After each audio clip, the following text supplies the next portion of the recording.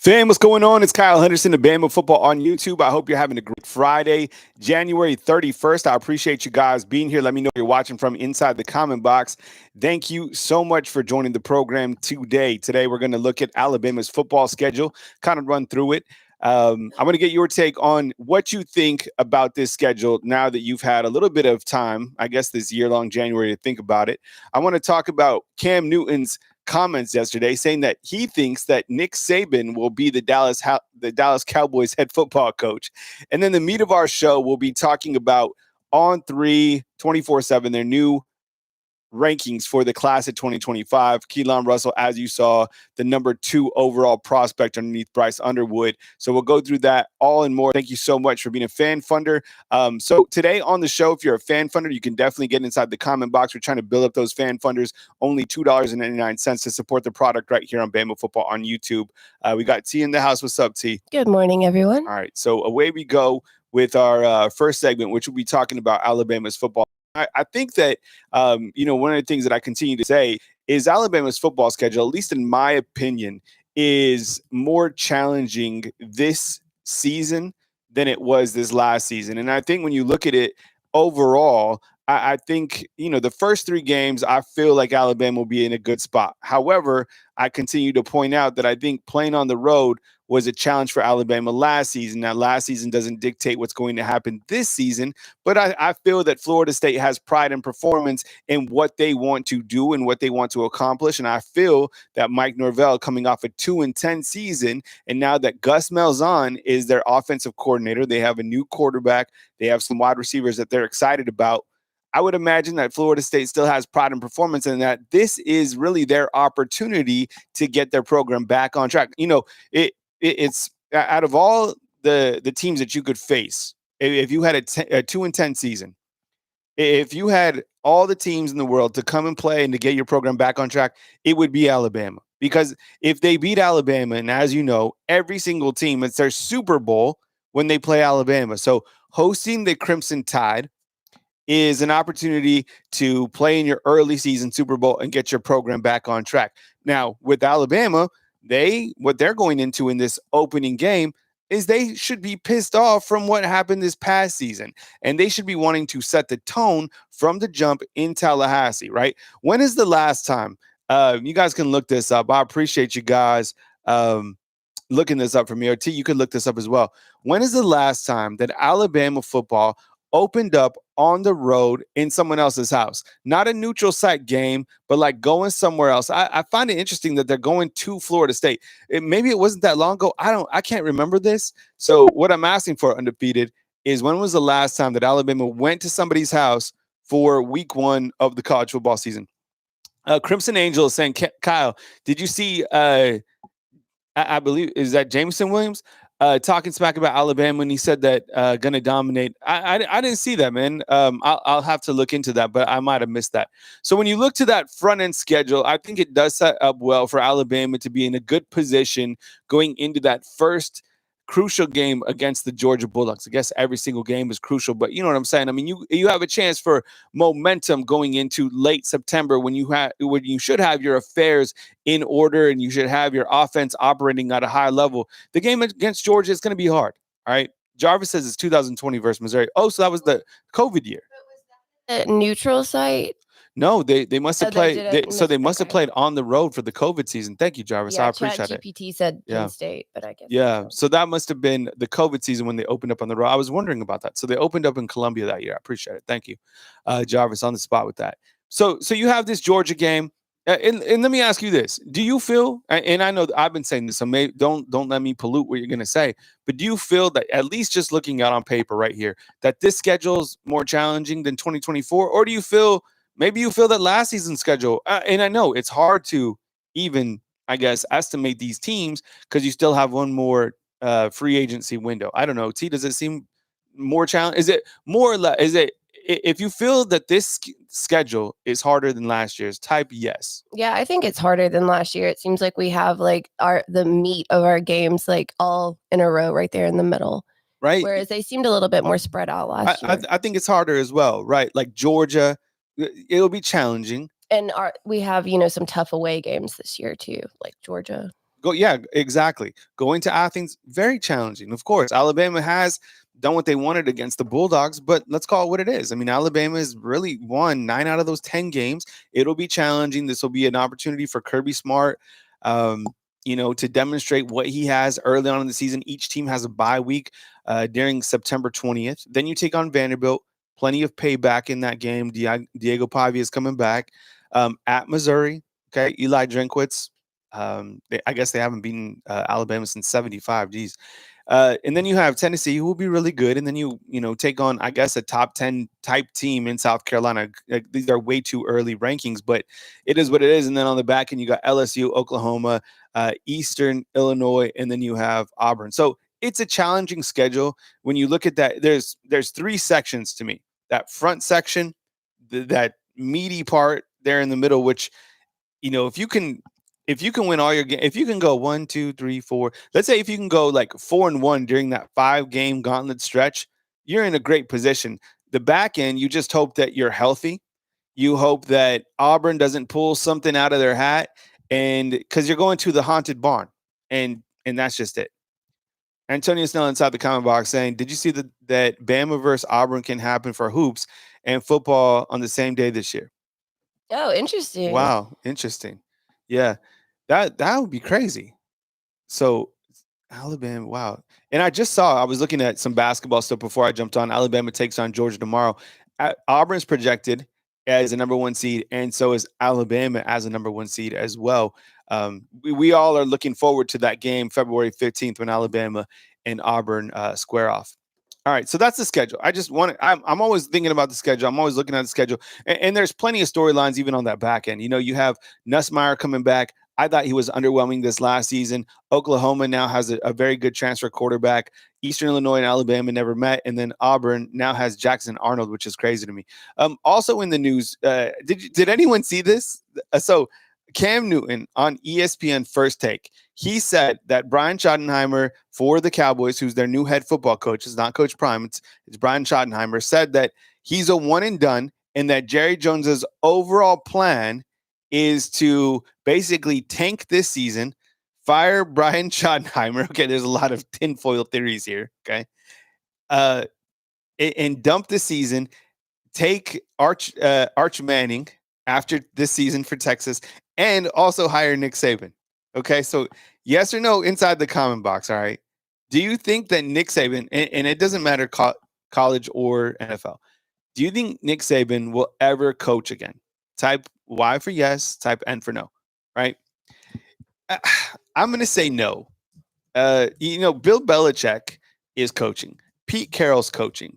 Nick Saban's in that same age category. I think Pete Carroll's the oldest of the 3 that I just mentioned. But I think Coach Saban's done. One of the things that I think back on, and just recently he said this on the Pivot podcast, is the reason that he got out of coaching, of course, is because things changed and college football has no guardrails. But he said that the pressure, and he thought would kill him. Honestly, I think that Coach Saban at his age, what was he working, like 15-hour days? You can't do that at that age. I don't know. But if the Dallas Cowboys were to make a last offer, I don't think so. I don't think Coach Saban will coach anymore. T, what do you think? No, I think he's gonna just retire like what he's doing now. I don't know. I could maybe see him like do some analyst work, but I don't think he'll be a coach. Let's put that as the poll of the day. Okay. Let's post a poll.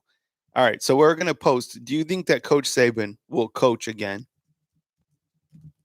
or not? All right. Antonio was saying Pete Carroll can, Saban can.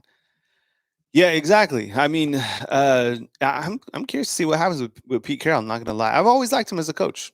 I have. William's saying absolutely not. I don't think so either. All right. And today, inside the comment box, we are on fan funder mode only. So if you are supporting Bama football on YouTube as low as $2.99 a month, you can jump inside the chat. I appreciate you guys supporting the product. It's free to watch, obviously not free to produce. So thank you for your consideration in terms of signing up. All the videos are free, of course. And what I've done too is I've turned down the ads on that, so it could be a more enjoyable experience. So trying to do different things as a content creator. There's a link inside the comment box if you're curious to become a fan funder. If not, it's all good, no stress. All right, so I kind of think it's just it's a. I didn't really like the take, to be honest.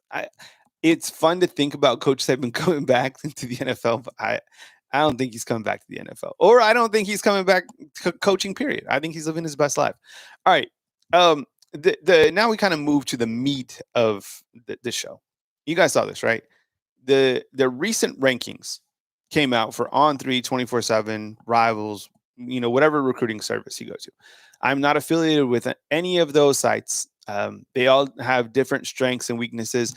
I'm going to show you On3's database today. I like the way that they are set up in terms of an aesthetic look. Nothing against Rivals. They treated me so well for such a long time. 24/7, never worked with them, but they obviously have a good product as well. And I'm going to show you just for aesthetics, just On3. It makes more sense to me. Okay. So this young man coming in, Keelon Russell, all smiles for Coach Kalen DeBoer. We do not know when and at what point Keelon Russell will take over the quarterback position, but he will at some point. And we're excited about that. I wrote a small article yesterday that was available for fan funders that you could find in the community tab, just about the optimism I have and some of the optimism that I have for this team. Now, I do have questions, and I am a little bit nervous about some things. But, for example, I feel good about the quarterback room. I've already talked about Ty Simpson a lot. I've talked about our dark horse and Austin Mack and what he could be capable of.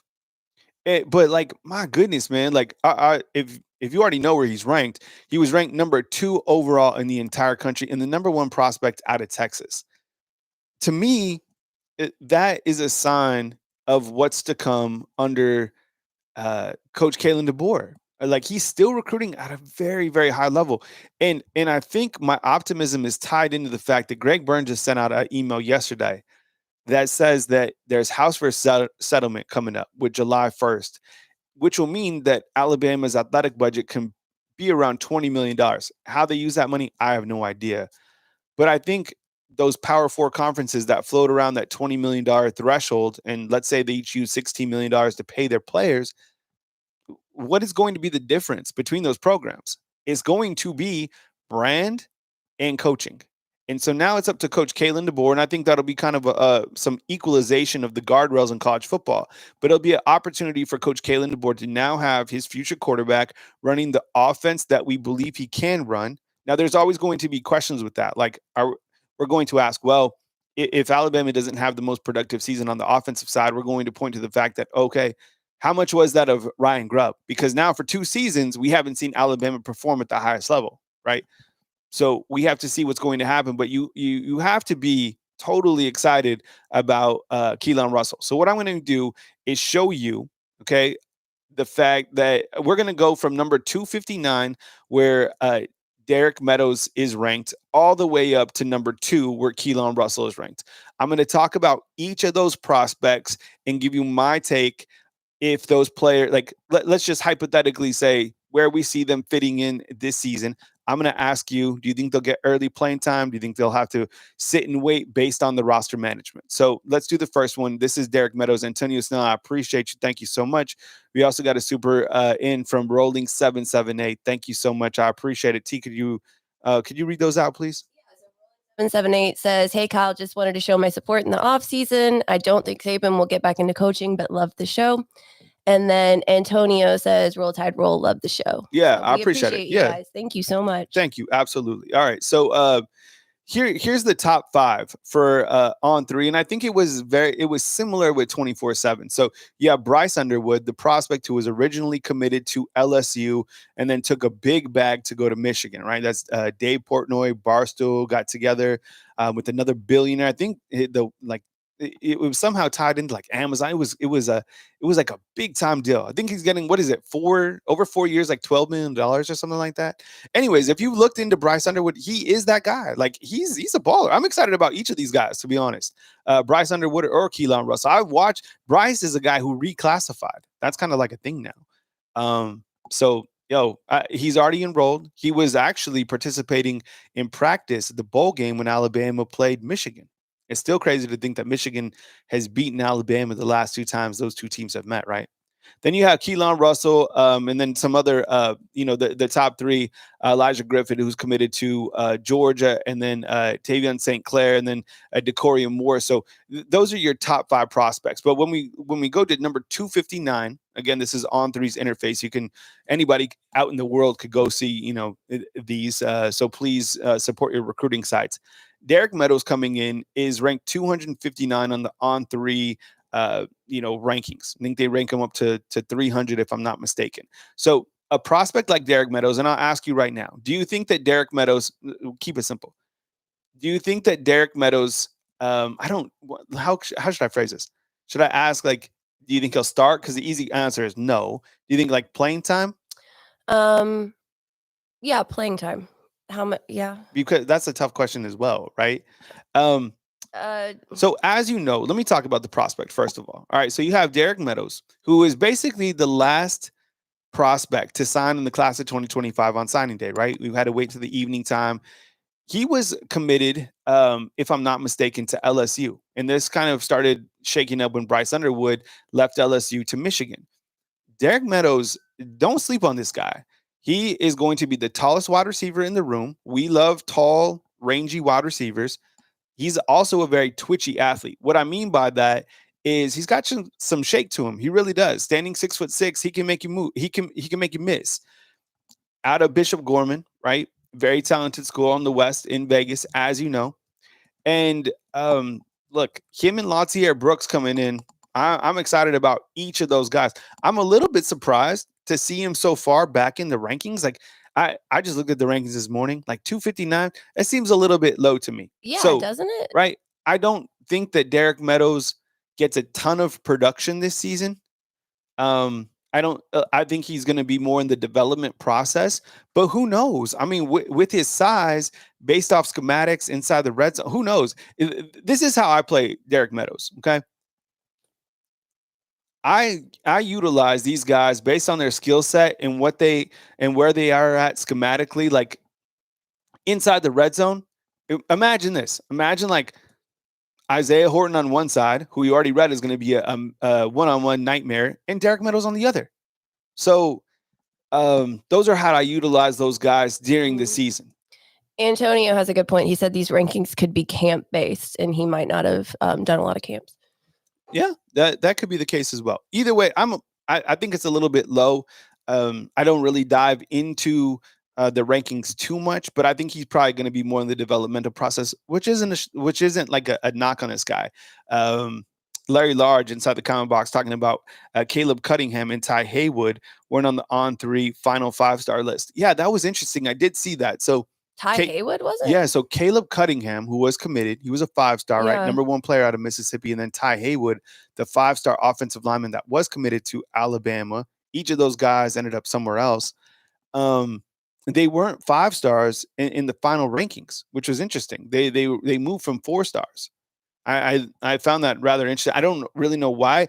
I don't know too much about Ty Haywood. I think he was a 5-star in my opinion, but Caleb Cunningham, that's surprising. I think he was really, really good.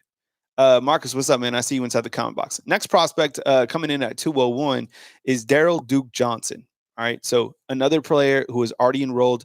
As we've spoke about, that inside linebacker position, it's going to be difficult for any of these players to see early playing time if you're just coming into Alabama. That goes for Daryl Duke Johnson, Luke Metz, Abdul Sanders, with Alabama returning Deontay Lawson, Nakai Hill-Green, and Justin Jefferson. You're going to have to wait. And that was the main reason that Justin Okoronkwo decided to go to South Carolina. So you have, and on top of that, you have Caden Jones kind of wedged in there as well. Daryl Duke Johnson he's a linebacker in high school, as we've spoken about many times, as you know, if you follow your recruiting sites. Played quarterback, played running back. This guy's super, super talented, but ranked at 201. I see him kind of in the developmental phase as well. Ivan Taylor at 127. He was practicing with Alabama before they played Michigan. As you know, his father's Ike Taylor played in the NFL. People are really excited about Ivan. Let me ask you inside the comment box, okay? How excited are you about Ivan? There's going to be, on a scale of 1 to 10, people are really excited about Ivan Taylor. I'm serious. He looks a little bit light right now. That's my only knock. Some of these guys come in, you can add weight to him, of course. I would imagine by the time the season starts, this guy's probably closer to 200 pounds. But people are excited about Ivan Taylor. I'm serious. And this was an important get to me, specifically because I want prospects from Florida. I don't want to lose a pipeline to Florida. Not to say that they have, but they only have one guy right now, who's a committed prospect from 2026. But I don't want to lose pipelines to Georgia and Florida. Period. Like I don't. And getting Ivan Taylor, and he flipped a couple times. I think he would flip. What he flipped from like Notre Dame to Michigan and then to Alabama. But besides him being light, same thing with like Keelon Russell. Yo, this guy is it. And from what I understand too, is this guy can lay the lumber. What I mean by that, he's a hard hitter. So like to see more weight to him. But again, he's going to be in that developmental phase. And you look to the safeties that Alabama returns as well, like Keon Sabb, right? Bray Hubbard, Jay Kirkpatrick, Zay Mincy. Then you have Ivan Taylor. So in due time, in developmental as well. Caleb Edwards checks in at 117. I want to watch more Caleb Edwards. Okay. The tight ends this year for Alabama will be Josh Cuevas, Danny Lewis, those Jay Lindsey, right? And then after that, you have Marshall Pritchett, who came in. I'm curious to see if he could even be, I don't know, maybe a wide receiver. And then you have Caleb Edwards, who I haven't seen a lot of people talk about Caleb Edwards. Let's maybe we'll do a spotlight on this. Look at this, 6'6", 235. I know he just recently played in an All-American game. Maybe people are sleeping on. Yeah, maybe we're sleeping on. Maybe I'm the only one sleeping on. I don't know. He checks in at 117, right? Another prospect in from California. So let's kind of dive in a little bit more, over the couple days to Caleb Edwards and the tight end room. People are excited about the tight end room now that you got Danny. I still am hopeful. For whatever reason, over the last couple of years, I've been excited about tight ends, and I still don't feel that we've had a tight end in quite some time be like that ultra dynamic guy. Now, look, CJ Dupree, I think he was fine, right? Cam Latu, he was pretty good, but you really haven't had like a true weapon at tight end. Last tight end like that. I guess Irv Smith, and even Irv Smith, like he was very talented, and before that was like OJ Howard was like the man, but like who was like, how would you rank the tight ends? You have to spend some time on this inside the comment box, but like, 2015, who was the top tight end here?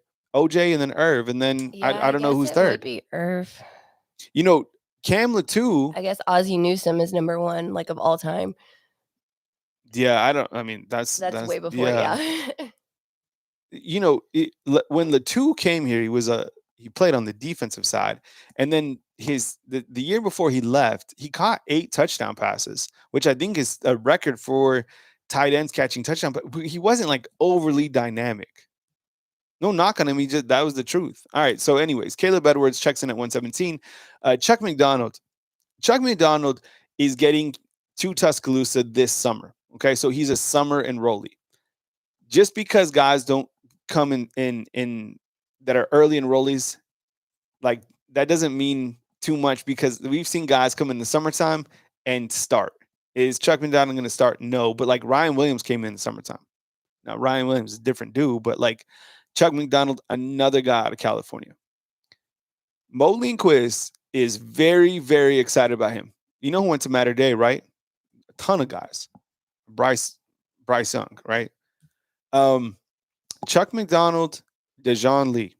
These are two guys that are very important to this recruiting class. These are two guys that are very important to the secondary. And you got a lot of Cali connection in the secondary, right? Chuck McDonald, Dejon Lee, Xavier Brown, Damani Jackson out in the West Coast. But people excited about Chuck McDonald. I think the reason that Chuck McDonald probably isn't receiving the type of hype right now is because Dejon Lee is that talented of a prospect. I'm telling you, you know this. Keelon Russell, Michael Carroll, Dejon Lee. Those are elite level guys. Chuck McDonald, don't forget about this guy. Okay. And you're right. You got a pipeline to California and I guess to Mater Dei as well. So checking in at number 95, and I see him more in a developmental role, right? Behind because your corners are already set. Zabian, Damani Jackson, and then guys behind him at the corner position, you're going to have to be in that developmental process, which is not a bad thing at all. Number 82 is A.K. Deer, Alabama's lone running back that they signed in the class of 2025. Right? The number, I guess this has it as a number 3 player in Mississippi. So I guess someone's number 2. Because number 1 is Caleb Cunningham. The running back, again, another guy that will be in the developmental phase.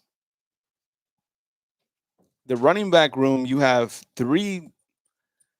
You can't really call Richard Young a vet, but he's been here for, he's been here. He seems like a vet to me. Jan Miller, Draylon Washington, our Raging Cajun, and then, Richard Young, Daniel Hill, Kevin Riley, A.K. Deer.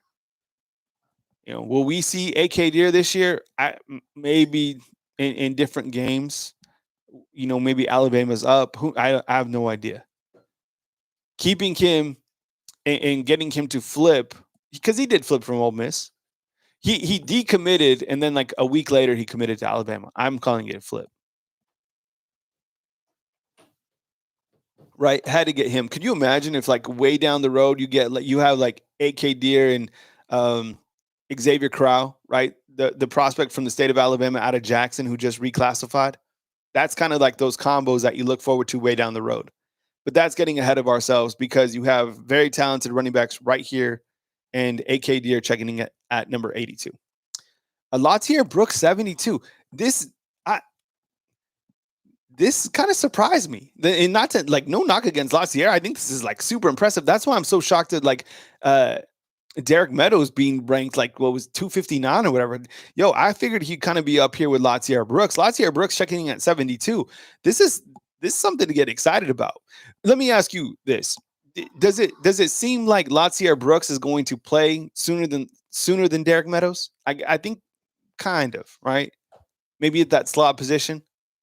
But the slot position it's stacked.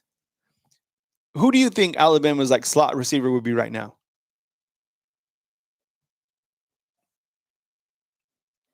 Let's just say, okay, because you're starting 3 wide receivers: Isaiah Horton, Ryan Williams, and Jeremy Bernard. Antonio Snell inside the comment box is saying that Latier Brooks reminds him of Henry Ruggs. Damn. That's what I'm saying. Jay Bake's like, what about Cole Adams? What about Rico Scott? Think about all these guys vying for that slot position. Rico Scott, Cole Adams, Jalen Mbakwe, Latier Brooks. Right? And unless Alabama just runs 4 wide receivers all the time, which I don't think they're going to, I think to be honest, until Alabama figures out the right tackle position, I still feel that you see a lot of tight end type sets. I don't think you'll see the 12 personnel where you have 2 tight ends, but maybe initially you see that. That's why they had so many 12 personnel sets with 2 tight ends, Robbie Oots and CJ Dupree out on the field at the same time, because you had such a glaring issue at the right tackle position. I hope that's not the case this year, but it could be, which means less wide receivers on the field. Let me ask you a question real quick. If Alabama, which I don't think they will too many times, but let's just say they went 5 wide.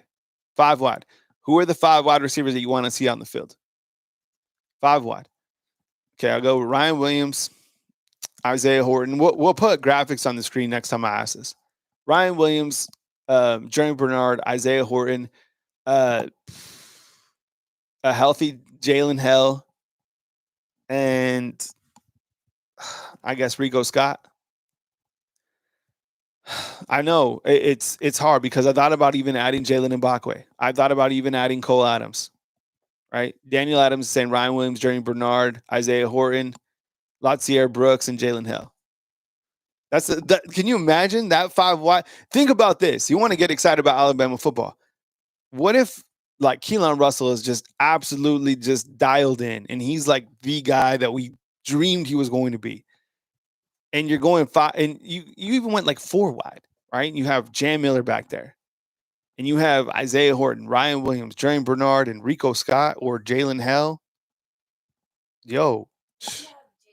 Latsier Brooks. I'm sorry? Did you have Jalen Hale and Latsier Brooks? Were those two? Yeah, my 5 guys were Ryan Williams, Jerry Bernard, Isaiah Horton, Rico Scott, and Jalen Hale. Rico Scott. Man, it's fun to dream about, right? You getting those 5 wide sets. When I'm playing this silly video game, which I don't often. I was thinking about coming back on here and streaming some of my season, like the next season. So in the year that I played, you guys watched me play these games. It was so stressful because I was like live streaming. Remember this? And it was hard because I was getting like super. And I ended up reaching the championship game. I lost. I was gonna say, have you won a championship? No, I didn't play. I think I'm like on year 3. Guys, don't play with Army. Yeah, I tried this dynasty, and with Army, they were terrible. But I got into the season with Bama, and my next year quarterback, I think I ran with obviously with like Ty and Austin. But the year after that, I got a quarterback who was like. He was like, honestly, he was like Johnny Manziel. It was crazy. But then I haven't played too much after that. Latsier Brooks checking in at 72. Here's our board, Dejoun Lee, which I think is still a little bit low, this 50. But I think with Alabama's top 3 guys, and I think I would imagine that we see Dejoun Lee play this year. I don't think that you can keep him in a developmental phase for long because I think he's ready by the football season. I would imagine with his skill set and what Alabama can, he's another guy that probably needs to add some weight as well, right? Probably like to see him floating around close to 200. The guy's about 6'4". I'm still mad about Trey Amos leaving because I feel he was kind of like that tall, rangy corner. But I think Dejoun Lee can be better than what Trey Amos was, which says a lot about my take on Dejoun Lee because I thought that Trey Amos was a very good corner. And I think Dejoun Lee will be better than him.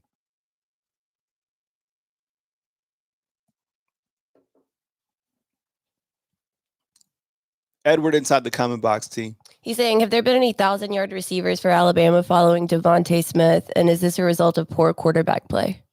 Yeah, I'm pretty sure, we had those numbers. I think if you'll have to look it up. I think that Jameson Williams, because that was Jameson Williams caught for a ton of yards. Yeah, he was he at like right at 1,000, right under, or right over? Who's that? Jameson. He was way over. Oh, he was way over. Okay. Yeah, way over. Like, are we talking career or just like in a season? Just a season. Yeah. Yeah, I think. Yeah, absolutely. Edward. So Jameson Williams. Yeah, thank you, Jarvis. Caught for 1,500. It was crazy, right? And then I think, and I went through this a couple times before. I'll see if I could bring up that graphic because I went through and I showed kind of the. Let me see if I could find it again, because I did. This was something that I looked at. I went through like every single year since I've been here and looked at the stats. I'll see if I could find it real quick because it was an interesting graphic to look at. And then we'll jump back to Dejoun Lee. Yeah. So, you know what, T? It's on slide actually 65. Oh, okay. All right.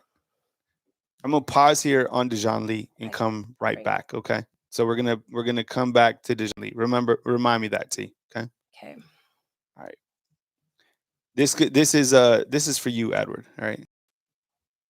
So I put this together, I don't know, a couple like last week or the week before. And I kind of put everything that I do when I go back in time is the 2017 because that's when I started covering the team. I know there's years prior to that, and that's fine. And sometimes we do go back. But I do feel this was a real turning point for Alabama because I feel that the offense really transformed in 2017. It was the first year Lane Kiffin had just left, Brian DeBoer had come in, and you look at the quarterbacks before Lane Kiffin and you look to the quarterbacks after Lane Kiffin. And I think there was a big difference in terms of going from kind of a 3 yards in a cloud of dust to a quarterback that could operate in the world of college football now. So Mike Rodak has just tweeted out that Alabama Keelon Russell is now the number one in the 24/7 composite. So he's not number 2, he's the number 1 overall player. So I guess they're updating their rankings. So we'll come back to that when we go back to Dejoun Lee. But as you can see in 2017, when you look to the receiving yards, which is the third category there in the middle, right? You have Calvin Ridley, 967, Jerry Jeudy, 1,300, Devontae Smith, 1,200. Devontae Smith had, following that year up with 1,800 yards. That 2020 team was too crazy. Look at that, 1,800 yards. That's wild. And you look to the trajectory since that, and you can pair it up with the quarterback, and you could also pair it up. What I like to do is pair it up with the offensive coordinator, right? The top year, 2 years with Bill O'Brien, and J-Mo has a big year. That was the last 1,000-yard receiver. And that think about this. Think about what I'm about to say right here, okay? This 2021 year was the last year that you had a quarterback throw for 3,500 yards over, a running back run for 1,000 yards, and a receiver catch for over 1,000 yards. Now, 2021 still had really big numbers, similar to 2020, right?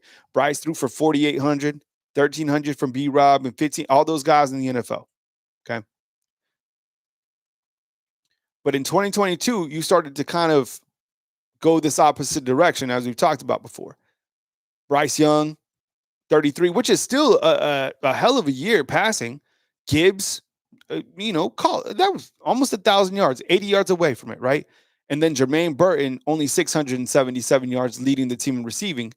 The following year, under Tommy Rees, is you start to continue to see it paired up with the quarterback, Jalen Milroe, but these are the numbers. You didn't have a quarterback hit the 3,000-yard thresh mark, right? Same thing running the football. Same thing with the receivers. And then this past year, same thing. In fact, Jalen Milroe led the team in rushing. That was the first time. When's the last time? Jarvis, you could probably look this up as well. When is the last time that a running back led Alabama's team in rushing? Before this last season. And Ryan Williams only caught for 865 yards this past season, which is a hell of a year for a freshman, but it's not 1,000 yards. By the way, that season that Jahad Campbell put up was crazy. 119 tackles. Holy cow. That's the most that since I've been here. The 2015 season with Derrick Henry. Was that with what? The last time running back led with rushing yards. No. Running back's always going. I'm saying a quarterback. Oh, quarterback. Oh, okay. Yeah. Yeah, like Jalen Milroe leading this past year. That's what I'm saying. Like, when was the last time a quarterback led the team in rushing? Sorry if I confused that. Anyways, we'll go back to Dejoun Lee. And then, as you just saw on 24/7, I guess, has just put out that Keelon Russell is the number 1 player overall in their rankings, which I'm not surprised to see, right? Am I? I mean, because we're just talking about Bryce Underwood. Either way, think about what Coach K. If you ever find yourself getting a little bit negative, sleep on that.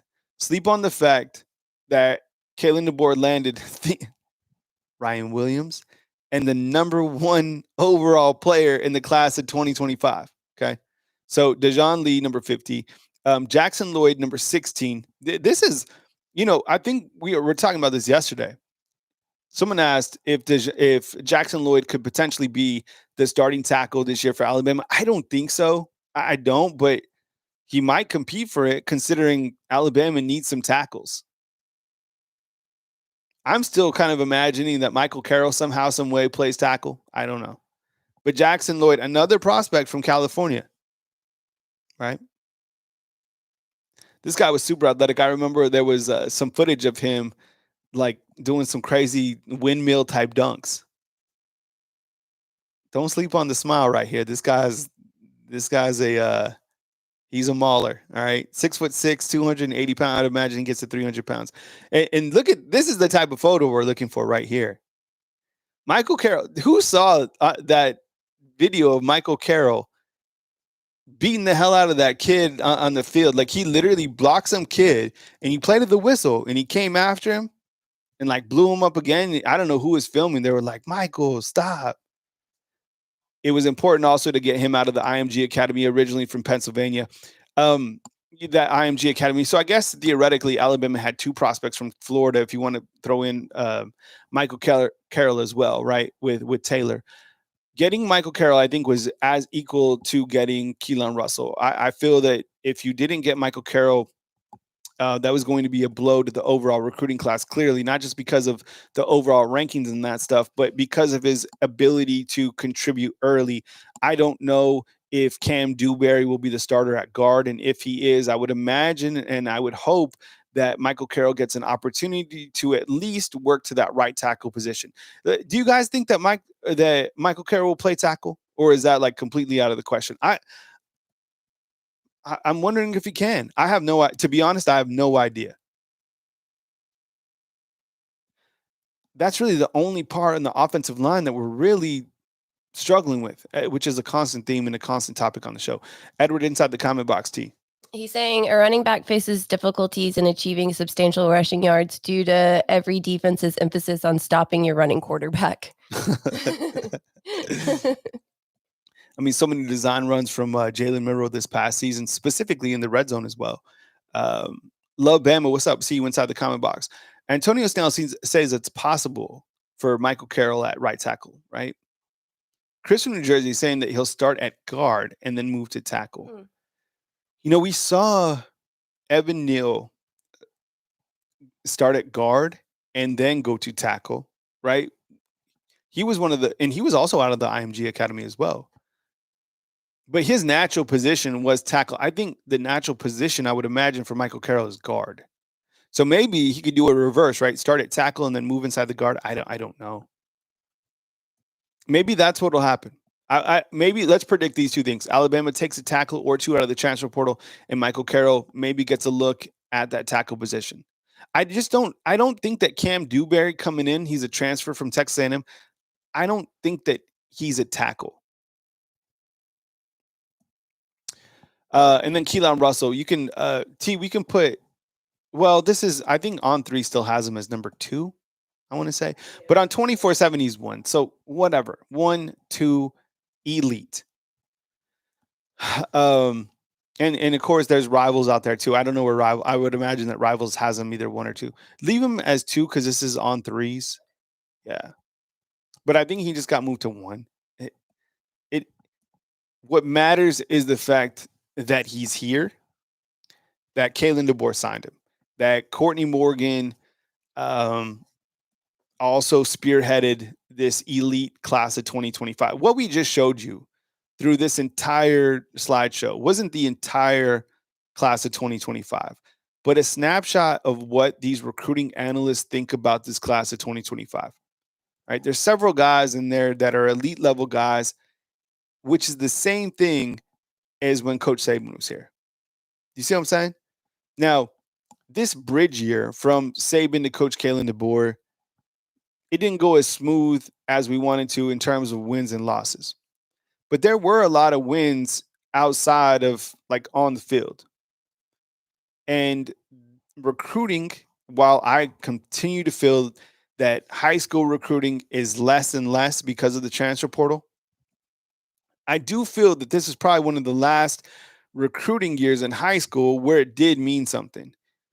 And with Coach Kalen DeBoer coming in and still getting the number 2 recruiting class, I think it shows you, and it shows us this. It shows us that recruits, parents, and the people, agents or whatever, still believe in the Alabama product. They believe in the brand. They believe in the SEC. They believe in Coach Kalen DeBoer and his staff. And so if you ever get out there and you find yourself in a negative space, fall back on the fact that Alabama landed 24/7, the number one prospect overall in the country, that in the year before that, Alabama landed Ryan Williams, right? Think about how monumental the Ryan Williams addition was. He's like, I mean, what he did this past, and unfortunately, because of the quarterback situation last year, and Ryan Williams did have some drops that were on his own account. He didn't have the biggest year because Alabama didn't have an elite level quarterback. Like Jeremiah Smith for Ohio State, the guy balled out because his quarterback played more games, was playing at a higher level than Jalen Milroe was. More production, but Jeremiah Smith is completely well-deserving, and for everything that he did was unbelievable. But Ryan Williams is that guy too. He just needs the football from a quarterback that can operate at the highest level. We're hoping that Keelon Russell can be that guy. And NFL analysts, rather college analysts that recruit these guys, are feeling that Keelon Russell is very similar to what Jaden Daniels brings. And Jaden Daniels is completely different than all the other quarterbacks that we just showed you. Completely different. He can run for sure, but he's not like a you don't see a wide receiver open and just take off. He can go through his progressions. He has the arm strength. He has the ball delivery. He has the ball placement. He's a player. He's a playmaker. Played in Texas, number one player in Texas. So I feel good about it. And I think that's why I do. If I start to like get negative I think about the recruiting class and how good these guys are going to be in due time. But I think out of the players that we just went through, I would imagine that Keelon Russell and Michael Carroll play a lot this year. I say that, and then I'm like, damn, well, what if Ty Simpson just runs the whole show? So I guess we'll have to wait and see. But I think when he's ready, Coach Kalen DeBoer will have no choice but to play him. And I do think that Ty Simpson will be the guy who initially starts. And I do think that we will not have, I don't know, because you can't really say who's going to be the starter in springtime because of that free agency window in spring. Like but I don't think, I really don't feel though, if Keelon Russell isn't named the starter coming out of spring, that he would transfer in that transfer portal. No, not in the spring. No. So I don't think that'll happen. I could have seen maybe like Austin Mack. Let's say he's the third guy out. And he's like, damn, I gave him my all. But the reason why he won't transfer is because he's a Kalen DeBoer guy. Yeah, Austin. And I still feel that with only 3 quarterbacks on the roster, these guys understand competition, and they all have a chance, right? They really do. So they really do. Even if they're not named the starter, like that doesn't necessarily mean that they won't, they won't get a chance later on down the season unless he pulls another, thing like he did with Milroe this year. Yeah, where he just forces sticks with the guys at the beginning of the year. I think that was a learning lesson for him. I hope it was. Surely he won't do that again.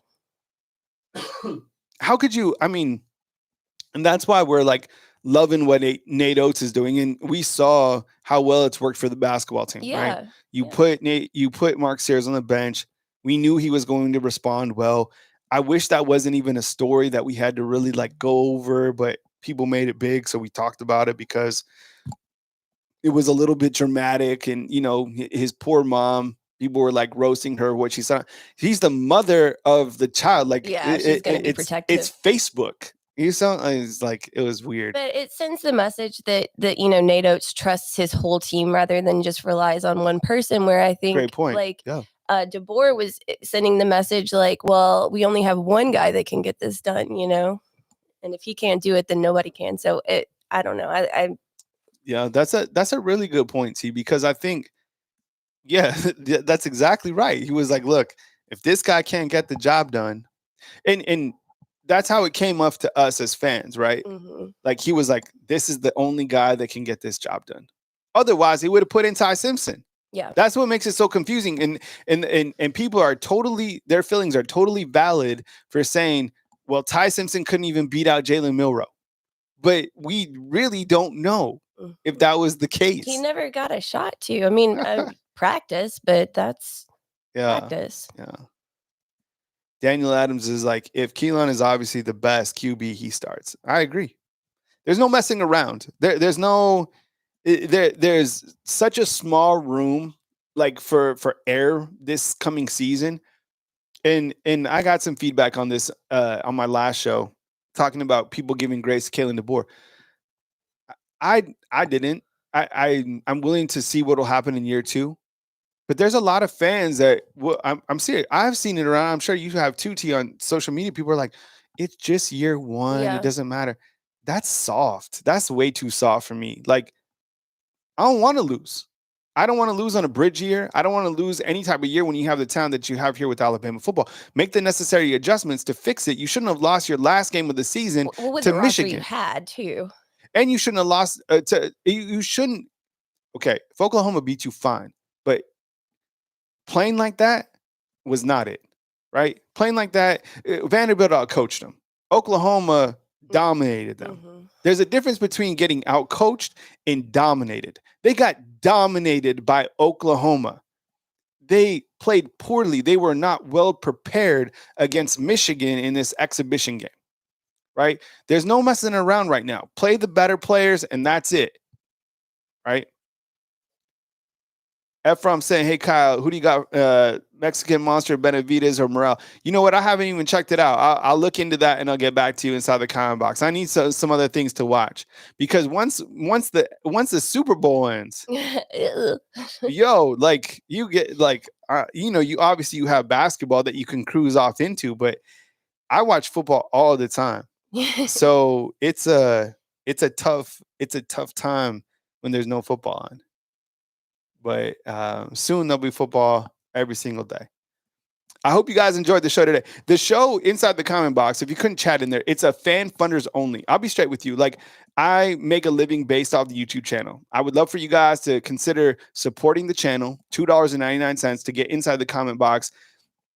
This is how I support myself, and this is the route that I've chosen for my career. So I appreciate you guys. If you guys like the product, get inside the comment box, $2.99 per month. If not, totally fine.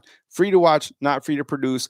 I also post content for fan funders that is behind that paywall. Just simple articles, might be a take on myself, just talking about some things that pop up from time to time. I appreciate you guys. I hope you have an amazing Friday. I hope that you have an opportunity to throw something on the grill this weekend. Watch Alabama basketball against Georgia. Please support all the players on social media. And as news happens, I got you covered right here on Bama Football on YouTube. Have a blessed day. Be good people. And thank you very much for watching today. From beautiful Tuscaloosa, Alabama, Kyle Henderson, Bama Football on YouTube. See you, fam.